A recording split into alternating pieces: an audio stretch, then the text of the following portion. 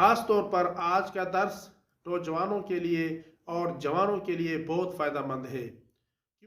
इसलिए हमारी ये ख्वाहिश है कि आप हमारी ये वीडियो तमाम लोगों तक पहुँचाएँ, ख़ास तौर पर नौजवानों तक आप इस वीडियो को ज़रूर पहुँचाएँ, ताकि इंसान दो तरह से मुजरिम होता है, जनाबत की हालत में होता है, और इंसान पर दो वजूहात की वजह से गुस्ल जनाबत वाजिब होता है।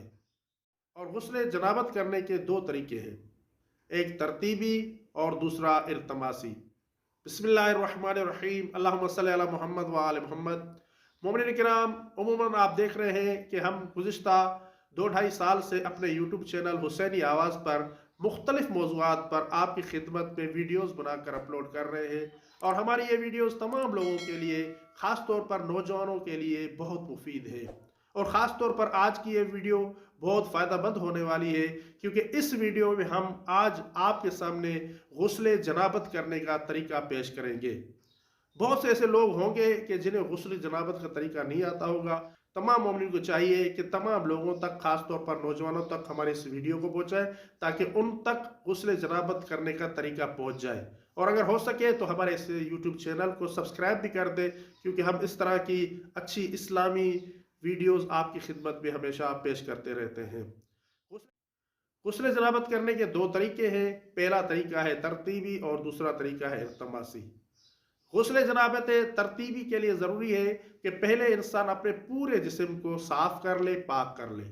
अगर इंसान के जिस्म पर नजासत लगी हुई हो तो नजासत को हटा ले, और अगर इंसान के जिस्म पर कहीं चिकनाहट लगी हुई हो, कहीं तेल लगा हुआ हो, लोशन लगी हुई हो, या कोई इस तरह की चीज़ लगी हुई हो कि जिस चीज़ की वजह से इंसान के जिस्म तक पानी न पहुँचे, तो सबसे पहले ज़रूरी है कि इंसान उस चीज़ को अपने जिस्म से हटा ले, और उसके बाद इंसान नियत करे कि मैं गुस्ल जनाबत करता हूँ या करती हूँ वाजिब कुर्बतन इलल्लाह।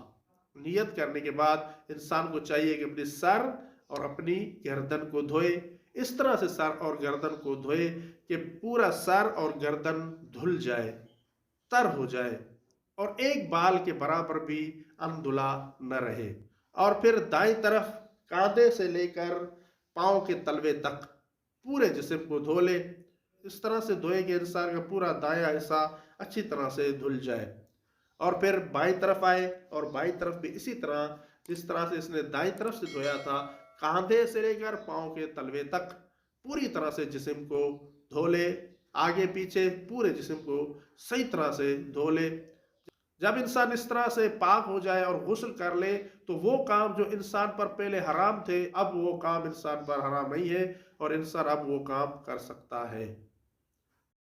अगर हमारी ये वीडियो आपके लिए हेल्पफुल रही है तो हमारे चैनल को सब्सक्राइब कर लें और वीडियो को लाइक भी कर दें, ताकि हमें इस जैसी और वीडियो बनाने के लिए मोटिवेशन मिल सके।